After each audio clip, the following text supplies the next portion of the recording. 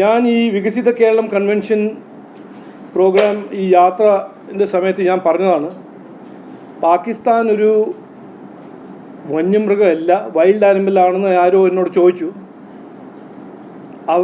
വന്യമൃഗത്തിനെ അപമാനിക്കരുത്. പാകിസ്ഥാൻ ഒരു പ്രാന്തമായ ഒരു മാഡ് ആനിമലാണ്. അവർക്ക് ചികിത്സ വേണം. ആ ചികിത്സയാണ് മിന്നാന്ന് ഇന്ത്യൻ മിലിറ്ററി കൊടുത്തത്. അപ്പോൾ അതൊന്ന്.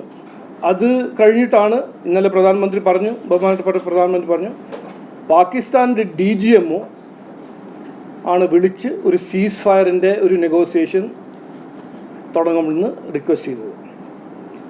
ഇന്നലെ ഇത് ഒരു ക്രോണോളജി, അത് ഞാൻ പറയാൻ ആഗ്രഹിക്കുന്നു, റിപ്പീറ്റ് ചെയ്യാൻ ആഗ്രഹിക്കുന്നു. പക്ഷേ ഇന്നലെ നമ്മുടെ ബഹുമാനപ്പെട്ട പ്രധാനമന്ത്രിജി ഇന്ത്യൻ്റെ ഒരു പുതിയ ഈ ന്യൂ ഇന്ത്യനെ ഈ റെസ്പോൺസിനെ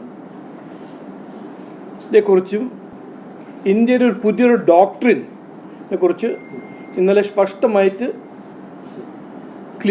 ഒരു ക്ലാരിറ്റി കൊണ്ട് അദ്ദേഹം പറഞ്ഞു. അത് ഞാൻ ഇന്ന് ഷെയർ ചെയ്യാൻ ആഗ്രഹിക്കുന്നു.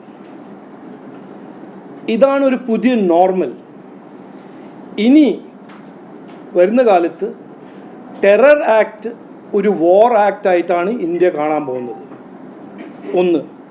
രണ്ടാമത്തത്, ഇന്ത്യ ഇനി പാകിസ്ഥാൻ്റെ ന്യൂക്ലിയർ ബ്ലാക്ക് മെയിൽ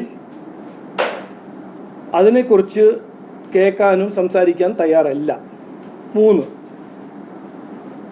ഈ സെപ്പറേഷൻ ടെററിനെ സപ്പോർട്ട് ചെയ്യുന്ന സർക്കാരിനെയും അല്ലെങ്കിൽ ടെററിസ്റ്റിനെ സപ്പോർട്ട് ചെയ്യുന്ന രാജ്യം, അതിൻ്റെ ഒരു ഡിസ്റ്റിങ്ഷൻ ഇനി മേതാൽ ഇന്ത്യ അതിനെക്കുറിച്ച് ഒരു ഡിസ്റ്റിങ്ഷൻ ഉണ്ടാക്കില്ല.